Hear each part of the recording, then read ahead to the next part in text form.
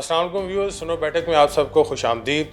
Viewers, Israel फ़लस्तीन जंग का जो चौथा हफ्ता है वो इस टाइम पे चल रहा है और क्वेश्चंस जो है इसमें बड़े इंपॉर्टेंट और की फैक्टर्स जो है ना वो प्ले करेंगे कि क्या जो मुज़ाहमती ग्रुप्स जो हैं जिसको एक्सेस ऑफ रेजिस्टेंस का नाम भी दिया जा रहा है, क्या वो स्टेटस को जो है रीजन में उसको तब्दील कर सकेंगे, क्या जो वो इज़राइल की फ़ौजी सुपरियॉरिटी है उसको स्मैश कर सकेंगे या नहीं कर सकेंगे। और उसके अलावा बैनुल अक़वामी सतह पर इज़राइल पर कितने ज़्यादा प्रेशर्स हैं, कौन कौन सी कौमें जो हैं इस टाइम पे और ममालिक जो हैं वो इज़राइल के ख़िलाफ़ उठ के खड़े हुए हैं। ख़ासकर अगर देखा जाए तो रिसेंटली जो जनूबी अमेरिका है जिसको साउथ अमेरिका कहते हैं उसमें कोलंबिया, चिली और बोलिविया इन जैसे ममालिक जो उन्होंने सिरे से जो है कट ऑफ कर दिए हैं टाइज़। ख़ासकर बोलिविया ने लास्ट टाइम उन्होंने कहा था कि हमारे कोई डिप्लोमेटिक रिलेशंस जो हैं वो नहीं होंगे इज़राइल के साथ। तीसरी चीज़ ये है कि अगर तो ये जंग जो है आपकी रीजन में और ज़्यादा फैलती है, क्योंकि अभी आगे कल जुम्मा है तो उससे पहले एक स्टेटमेंट भी आई थी हिज़्बुल्लाह की जानिब से कि नसरुल्लाह साहब जो हैं उन्होंने एक ख़ास एड्रेस करना है जुम्मे को, और उसमें मोस्ट प्रॉब्ली लोग यही सोच रहे हैं कि लेबनान जो है और हिज़्बुल्लाह ऑफिशियली शायद डिक्लेयर कर दें वॉर इज़राइल के ख़िलाफ़। तो इसमें जो आपकी एनर्जी क्राइसिस है, रूट्स में क्या फ़र्क आ सकता है, एयर ट्रैफिक का क्या सिचुएशन होगी, ख़ासकर जितने भी बाकी आपके वस्ती एशिया है, आपका साउथ ईस्ट एशिया, यहाँ पे कितना ज़्यादा इश्यूज़ आ सकते हैं और रीजन में फर्दर कितनी डिस्टर्बेंस होगी। आज मेरे साथ ब्रिगेडियर रिटायर्ड वकार सीनियर एलएस मौजूद हैं। सर, चौथा रोज़ है, हमने कुछ वीडियोज़ भी देखी हैं उनको, फोर्थ वीक जो है कुछ वीडियोज़ भी देखी हैं, उससे मतलब कुछ एम्बुशेस हैं जिसमें सीनियर इज़राइली फ़ौजी भी हैं वो हलाक हो चुके हैं, और अकॉर्डिंग टू देयर स्टेटमेंट्स जो है वो कहते हैं कि हमारे 17 फ़ौजी हलाक हुए हैं। हमास कहते हैं कि हमने 87 के करीब जो है कैजुअल्टीज़ कॉज की हैं, और नॉर्थ से इन्होंने थोड़ा सा पुश किया था लेकिन सरप्राइजिंगली वो इतना ज़्यादा सक्सेसफुल नहीं हुआ और वो टनल्स के अंदर जो एम्बुशेस लगे हुए थे उसका शिकार हो गई थी इज़राइली फोर्सेस जो है।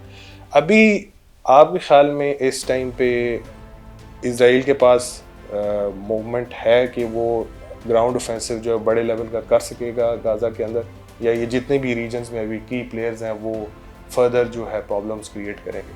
आई थिंक एक तो जो इनिशियल असेसमेंट थी by and large military analyst जो थी जब स्टार्ट हुई थी वो यही था कि शायद ये 4-5 दिन तक चलेगी। मैक्सिमम दे वर सेइंग कि 1 वीक। इसराइल की इतनी बड़ी मिलिट्री पावर है कि वो क्रश कर देगी एंड एवरीथिंग बी हंकी डोरी। और इसराइल का जो एक भरम था कि जी स्ट्रॉन्गेस्ट मिलिट्री पावर, एक न्यूक्लियर पावर है, उसको कोई हाथ नहीं लगा सकता, iron dome and arrow dome and everything. तो वो आई थिंक परसेप्शन डोमेन में भी खेला गया, मीडिया में भी बड़ा शोर मचा, लेकिन ऐसा हुआ नहीं। जैसा आपने मेंशन किया, now we are in the 4th week और लग रहा है कि अभी जल्दी आई थिंक 1 महीना हो जाएगा, तो लड़ाई जो है वो तवालत पकड़ गई। दूसरा जो ग्राउंड ऑपरेशन आपने जिक्र किया है, क्योंकि इसराइल ने इंटरनेट बंद किया हुआ गज़ा में, so any information which is coming तो बड़े डिस्क्रीट तरीके से आ रही है।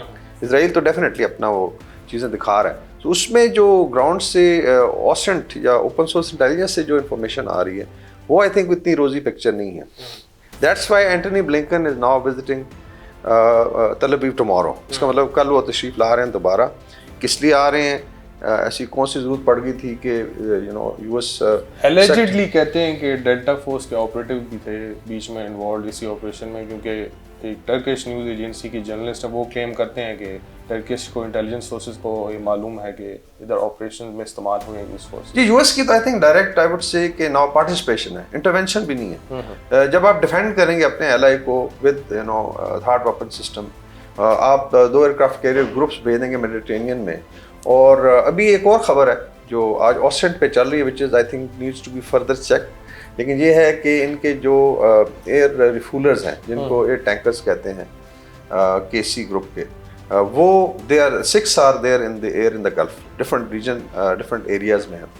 सो इट मीन्स के ये मोस्ट प्रॉब्ली हेल्प करेंगे इजरायली एयरफोर्स को इन केस, बिकॉज इसराइल से अगर आपने लेट्स से यमन पे अटैक करना है तो फासला काफ़ी ज़्यादा है, क्योंकि जो टर्न अराउंड है चाहे F-16 हो चाहे बाकी जहाज़ हैं उनके F-35s हैं, वो आके वापस नहीं जा सकते। तो मीन्स कि एयर रिफ्यूलिंग, बल्कि कह रहे हैं शायद डबल एयर रिफ्यूलिंग हो कि एक लेयर जो है क्लोजर टू इसराइल होगी और एक यमन के पास हो।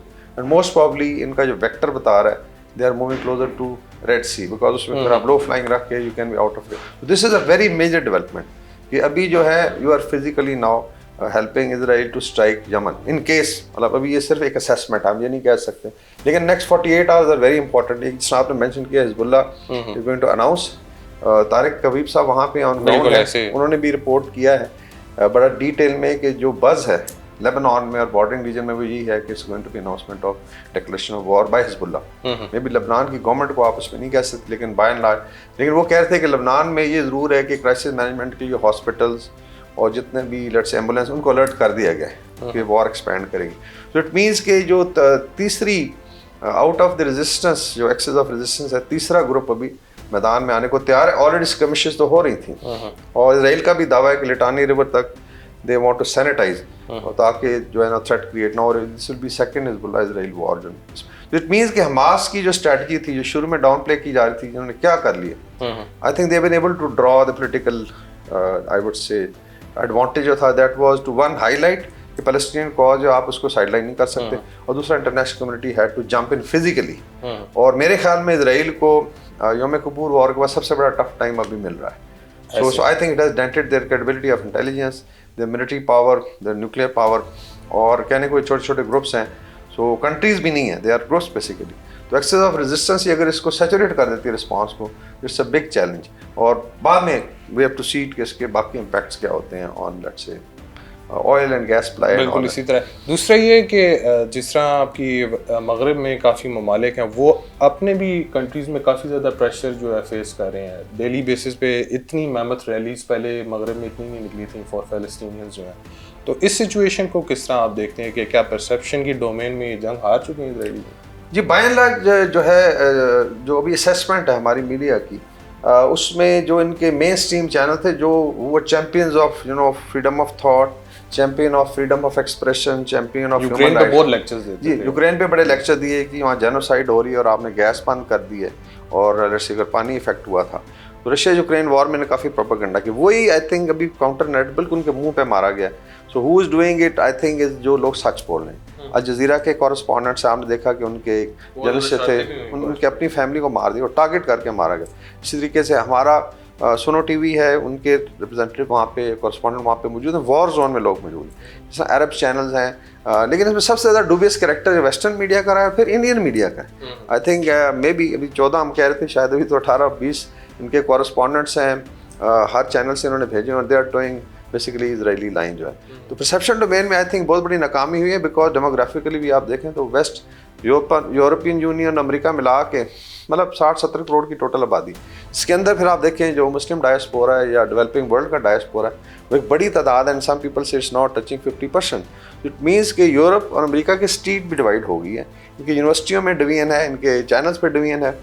CNBC ने भी फायर किया है 3 मुस्लिम जर्नलिस्ट को जो एंकर्स थे, लाइक मेहदी हसन है। इसी तरीके से एक there was some other, I think Ali Velayati हैं, तो कि उनको टेक ऑफ कर दिया गया जी कि आप नहीं बैठेंगे। फिर क्या है जी, को ऐसी बात ना करना। फिर आ जाता है कि विद इन हार्वर्ड यूनिवर्सिटी हम देखा कितनी डिवीजन है। नाउ ट्रम्प इज सेइंग कि जी आप डिपोर्ट कर दें लोग। तो इट मीन्स के this war has not only created problem for middle east, but globally इसने डिवाइड कर दिया। साउथ अमेरिका के अगर ममालिक सामने आ रहे हैं, अफ्रीका से बड़ी आवाज़ें उठ रही हैं, बिकॉज सच सामने नज़र आ रहा है कि इतना आप जुल्म व बर्बरियत का बाजार गर्म करें, आप मैसेकर कैजुअल्टीज़ हो चुकी हैं। फिर इसमें 2000 से ज़्यादा लोग बरिड हैं। और ऑर्डिनेंस अगर आप देखें, जो हम पहले भी सुनो के प्रोग्राम में मेंशन करते रहे, Hiroshima was basically in terms of power 15,000 ton आप कह लें उसका इम्पैक्ट था, 15,000 टन। और आज जो रिपोर्ट्स हैं 18,000 टन क्रॉस कर चुका है गाज़ा पे। सिर्फ गाज़ा का साइज़ देखें, डेंसिटी देखें, it is much more than Hiroshima. तो इट मीन्स कि आपने एक न्यूक्लियर बॉम्ब से ज़्यादा जो है ना इम्पैक्ट क्रिएट किया है और आपको कोई परवाह नहीं है। फिर अभी जिस तरह जुबैलिया में हुआ है, दूसरा अटैक हुआ है कल रात को, रेफ्यूजीज पे उन्होंने पहले किया था, उसमें 100 कैजुअल्टीज हुई थी। उसके बाद उसी रेफ्यूजी कैंप पे दोबारा कर जब लोग बॉडीज कलेक्ट कर रहे थे। सो आई थिंक ये जो जुल्म और बर्बरियत है, ये अल्टीमेटली जो वर्ल्ड कॉन्शियस है, वर्ल्ड लीडर्स का अपना एक कॉन्शियस है, एक वर्ल्ड कॉन्शियस होता है जो स्ट्रीट पे नज़र आता है, जो मीडिया पे नज़र आता है। That is with the Palestinian. Even I would से कि जो ज्यूश कम्युनिटी, बिकॉज सारे ज्यूश जो है वो ज़ायनिस्ट नहीं है। टाइम लोग कहते हैं जी कि यहूदी and all that. So Zionist को और नॉर्मल ज्यूज को भी आपने देखा है कि वहाँ क्रैकडाउन शुरू अपने लोगों के खिलाफ वो बहुत ज्यादा पकड़ रहे और मार रहे थे, बूढ़े लोगों को मार रहे थे। So that is basically frustration. और उस पर आई थिंक इंडिया का एक घिनौना किरदार, अभी जो एम्बेसडर हैं इसराइल के इंडिया में, उसने अभी परसों की एक I think there was a video कि जी मुझे बड़ी कॉल नहीं है इंडिया से जी कि हम जाकर लड़ना चाहते हैं फ़लस्तीनियों के साथ। तो लुक एट देयर माइंडसेट। और इंडिया में भी मीडिया को they are trying to suppress. कई मुस्लिम इलाकों में लाइक जो मिनी पाकिस्तान है इंडिया में, लाइक केरला में बहुत बड़ा प्रोटेस्ट हुआ और खालिद मिशाल का वहाँ पे एड्रेस सुनवाया गया। तो उस पे अभी विद इन इंडिया इतनी ज़्यादा डिवीजन हो गई है कि नाउ लेफ्ट और मुस्लिम जो है शायद एक तरफ हो गए हैं और जो आरएसएस के गुंडे हैं और जो हिंदुत्व बेल्ट वाले हैं वो एक तरफ हो गए। So it has caused division all over and I feel के पब्लिक प्रेशर बन रहा है। लाइक आपने मेंशन किया जॉर्डन ने भी शायद जी उन्होंने भी कॉल ऑफ कर दिया, कॉल कर लिए, कॉल बैक कर लिए। So I think things are moving to very dangerous situation. और जो है इसमें it could affect global business. अब इस तरफ आ जाते हैं कि देयर आर 3 चोक पॉइंट्स हम सुनो में हमेशा मेंशन करते रहे हैं और हमने हाईलाइट की है। ऊपर आप चले जाएं गल्फ में, between Iran and gulf countries is straight of Hormuz. उसके बाद नीचे आ जाएं जो स्कर्ट अरेबियन पेनिनसुला, तो आप बाब अल मंदब से एंटर होते हैं टुवर्ड्स सुएज़ कैनाल। तो ये 3 choke point 61% of global gas and oil control करते हैं या यहाँ से पैसेज जाता है। एंड लिटरली इधर इट इज़ 1 सुपर टैंकर पर हाफ मिनट या 1 मिनट में एक सुपर, तो एक लाइन लगी होती है। अगर आप वीडियोस देखें बिल्कुल ऐसी है वो किस तरीके से पास होता है और वहाँ पे 1 सेकंड की डिसरप्शन भी आप बर्दाश्त नहीं कर सकते। तो इट मीन्स कि वो थ्रेटन्ड है। ग्लोबल बिजनेस 30-31% यहाँ से गुजरता है। उसके अलावा जो है जितना भी लेट्स से चाइनीज़ इंटरेस्ट है एनर्जी के, इंडिया के इंटरेस्ट हैं। चाइना ने 6 शिप्स भेजे हैं जिसमें डिस्ट्रॉयर्स भी हैं, मिसाइल कैरियर्स भी हैं, लॉजिस्टिक शिप्स हैं। और चाइना ने शायद जिबूती का बेस जो था बाब अल मंदब के आप देखें वेस्ट की तरफ है वो एक्टिवेट कर दिया है। So they are also looking at कि अगर चोक हो जाती सप्लाई तो हम कैसे निकालेंगे अपने शिप्स को। सो आई डोंट नो जो स्टेक होल्डर्स हैं वेस्ट में, और आई वुड से ओपनली इसमें यूएस लीडरशिप है, इसमें यूके की है, ऋषि सुनक साहब हैं जो सबसे बड़े आई थिंक चैम्पियन बने हुए हैं वॉर के। And then of course are other like France बहुत आगे है, इसी तरीके से यूरोपियन यूनियन है। और मजबूरन शायद स्टांस लेना पड़ रहा है बिकॉज जूइश लॉबी को या जायनिस्ट लॉबी को लेट्स से वो उसका प्रेशर नहीं ले सकते इस तरह media. So I unfortunately they should look at what they are doing to the world. और हाँ ये ज़रूर है कि रशिया यूक्रेन वॉर में एक रशिया को एडवांटेज ज़रूर हुआ, बहुत ज़्यादा एडवांटेज हुआ, उन्होंने तो काफ़ी ज़्यादा गेन भी किया उसमें। दूसरा तीसरी चीज़ ये है कि जिस तरह आपने बात की कि 61% ऑफ ग्लोबल ऑयल और गैस जो है यहाँ से इसी इलाके से गुजरता है, तो अगर ये तो डिस्टर्प्ट हो गया तो आपका तो काफ़ी सारी इकोनॉमीज जो ऑटोमेटिकली कोलैप्स कर जाएंगी। यूरोप की भी मार्केट कोलैप्स करेगी, इंडिया पाकिस्तान की भी कर जाएगी, साइकिलों पे लोग मजबूर हो जाएंगे चलने पे। और अगर तीसरा खुल जाता है, ये अगर अमेरिका सुपर इम्पोज कर रहा है जंग हर जगह पे और अपने आप को बहुत ज़्यादा रिस्ट्रिक्ट कर रहा है, कॉन्सनट्रेट कर रहा है डिफरेंट फ्रंट्स के अंदर, यूक्रेन का है, फिर अभी ये वाला है, ऊपर से अगर उधर ताइवान का खुल जाता है या नॉर्थ कोरिया साउथ कोरिया का खुल जाता है, तो वो आलमी जंग ही तस्वर की जाएगी ना उसको, और क्या कहा जाए। जी I think in terms of impact तो ये आई वुड से कि एक मिनी वर्ल्ड वॉर बन चुकी है। और इसमें जिस तरह आपने पॉइंट आउट किया कि वॉर के अपने डायनामिक्स होते हैं। ऑलरेडी जो यूरोप है, अमेरिका में तो एनर्जी क्राइसिस नहीं है, दे हैव शेल गैस और काफ़ी उनका रिजर्व्स भी हैं, और यूरोप को हमेशा उन्होंने यूज़ किया एज अ टूल। और वहाँ पे आप याद है कि लास्ट विंटर्स कितनी टफ थी जब रशिया यूक्रेन वॉर की वजह से गैस सप्लाई, फिर इन्होंने नॉर्थ स्ट्रीम में एक पाइपलाइन उड़ा दी थी और उसमें they were trying to damage Russian economy and rouble. मज़े की बात है कि रशियन इकोनॉमी ने गेन किया सॉरी, और रूबल भी स्टेबल होना शुरू हो गया जो रशियन करेंसी है। सबसे ज़्यादा मार पड़ रही है यूरोपियन यूनियन को, और अभी फिर सर्दियाँ आ रही। सो इमेजिन के जी अगर यहाँ से डिसरप्ट होती है, और this was the alternate route जो यहाँ से अभी नई पाइपलाइंस की बात होती है, नए कॉरिडोर्स की, ताकि यूरोप, तो अगर ये भी डिसरप्ट हो तो इसका मतलब यूरोप तो फ्रीज कर जाएगा। ऑलरेडी कमोडिटी प्राइसेस हैं, फिर इसी तरीके से बेशुमार चाइना का अपना ट्रेड है, प्रोडक्ट्स हैं। So it's I think very very unfortunate कि लोग इस चीज़ को नहीं देख लें और सिर्फ एक छोटे से मुल्क के पीछे, एक छोटी सी लॉबी के पीछे आई वुड से कि 60% ऑफ इसराइल में जो लोग हैं, शायद 70% वो ज़ायनिस्ट नहीं है, वो बेचारे भी नहीं चाहते, वो भी सुख का सांस लेना चाहते हैं। लेकिन अगर आप इतना करते हैं, वॉर को एक्सपेंड करते हैं, फिर आ जाता है एविएशन इंडस्ट्री पे क्या इम्पैक्ट आएगा, जो अभी तक आई थिंक एनालाइज नहीं किया गया। अभी अगर आप देखें Dubai, Qatar, even I think Istanbul airport है जो मिडिल ईस्ट के हैं, फिर हमारा कराची आ जाता है, मुंबई है क्लोजर टू आप कह लें पर्शियन अरेबियन सी के साथ टाइड है, इसी तरीके से Riyadh itself is a huge hub, फिर इथोपिया आ जाता है और मिस्र की कायरो है, और मे बी इसराइल के अपने लेट्स से एयरपोर्ट्स हैं। They are hubs of commercial flying. One of the, अगर आप देखें मैप इनकी फ्लाइंग का तो सैचुरेटेड होता है। और आपको याद होगा कि जब पाकिस्तान इंडिया की थोड़ी सी टेंशन हुई थी स्विफ्ट रिटॉर्ट के बाद, तो सिर्फ पाकिस्तान इंडिया कॉरिडोर बंद हुआ था और एक मुसीबत पड़ गई थी, एविएशन में रेट्स बढ़ गए थे किरायों।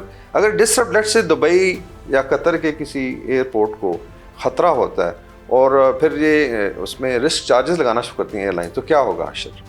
सो इट मीन्स कि आपका ग्लोबल एविएशन बिजनेस, ट्रैवल, हर चीज़ इम्पैक्ट होगी। और अगर ये सुपर टैंकर जिस टाइम के फिर रहे हैं एयर रिफ्यूलर्स, और इसमें लेट्स से मिसाइल वॉरफेयर शुरू हो जाता है जो कि ऑलरेडी स्टार्ट हो गया, तो how does it impact the aviation industry? कौन कौन सी जगह को ये बाईपास करेंगे? फिर ये साउथ अफ्रीका से होके जाएंगे। सो इसी तरीके से इंडिया की बेशुमार फ्लाइंग है कमर्शियल जो यहाँ से होके जाती है और पाकिस्तान जाती है। So I think one should have a global view of it, और इस चीज़ को भी रुकना चाहिए। And main thing, bottom line is कि आप 2 स्टेट सोल्यूशन दे दें, all that's a compromise solution, और इस तबाही से बचें और दुनिया आगे चले। जी बिल्कुल व्यूअर्स। सो जो अपडेट्स थी इस 4 हफ्ते में, जो सिचुएशन हम डेवलपमेंट की तरफ जा रही है और बढ़ रही हैं चीज़ें, वो हमने आपको बताई। ख़ासकर अगर सेन वॉइसेस जो है अनफॉर्चुनेटली पूरी दुनिया में इस टाइम पे मौजूद नहीं है, वही आपके जो मगरबी ताकतें हैं वो इस टाइम पे भी जंग को जो है ना फैलाना चाहती हैं रीजन में। किसी ने अभी तक प्रॉपर कोशिश नहीं की कि एक proper cease fire agreement sign किया जाए और 2 स्टेट सोल्यूशन, जो कि जैसा ब्रिगेडियर साहब भी कह रहे हैं कॉम्प्रोमाइज सोल्यूशन है, उस तरफ जाया जाए, क्योंकि इससे एनर्जी क्राइसिस, ट्रेड क्राइसिस और पता नहीं कितनी कितनी माशियत की क्राइसिस जो है ना वो शेप अप होंगी और वो पूरी दुनिया को, ग्लोबल ऑर्डर को अफेक्ट करेंगी। खैर, मुझे और ब्रिगेडियर साहब को इजाज़त दें, इंशाल्लाह अगली दफ़ा नई अपडेट्स के साथ हाजिर होंगे।